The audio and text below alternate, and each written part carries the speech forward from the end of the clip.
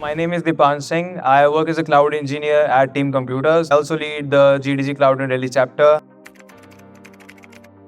I found out about KodeKloud like two to 3 years back. One of my senior, he suggested me that you should try KodeKloud. You'll get to learn all of the cloud related things from KodeKloud. And he referred that. So I purchased the annual subscription and it has been a constant part of my journey till now, and I will continue that because whenever I need to learn anything about cloud, I go to KodeKloud.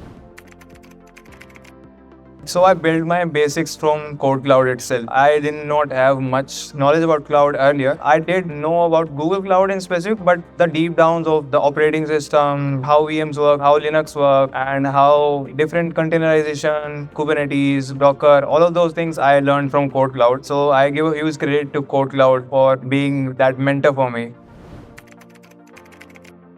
I like the KodeKloud Engineer platform.